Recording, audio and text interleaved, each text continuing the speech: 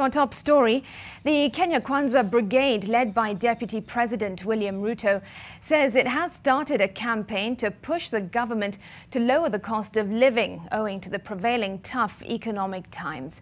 The leaders faulted the president for focusing on his succession and not on the spiraling debt and cost of living.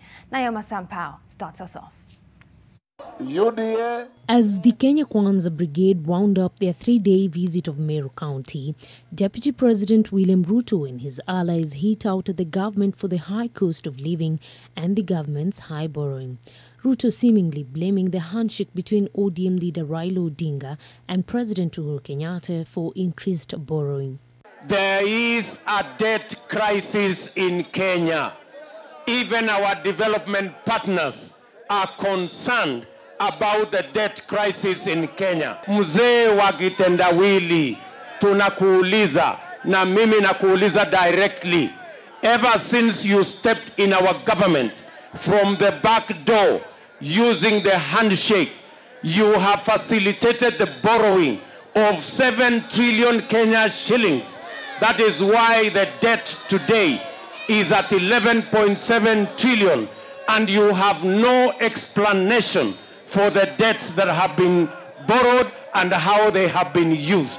And that is why we are saying the government of Kenya should not borrow any money anymore. We must begin to live within our means. The Kenya Kwanza Brigade called on President Uhuru Kenyatta to shift focus from the August polls and instead focus on ways to lower the cost of living for the remainder of his term. Anasema ati yeye ndio atakuwa na uwezo wa kutatua mambo ya madeni.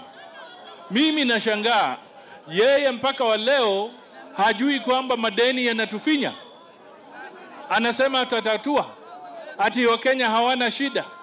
Huyu jamaa amelala.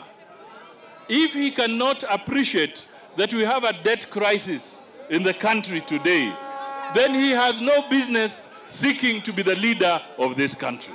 Ruto's allies in the National Assembly have been called to reject the proposal by Treasury to raise the current debt ceiling and instead push for amendments that will see the allocation of a 50 billion shilling kitty for small businesses. Mheshimiwa Rais, wacha kubebeza wa Kenya na sana sana walikalangu madeni na mzigo ya kulipa hapo baadaye.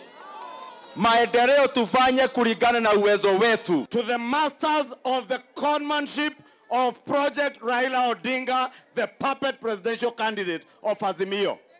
Listen to the cry of Kenyans. Kenyans are not crying just about the cost of living, the cost of food prices, the cost of fuel. Kenyans are suffering. Listen to them. If you do not listen to them, in a short 5 months, whether you like it or not, you will hear from the people of Kenya on the ballot. Naoma Sampao, NTV.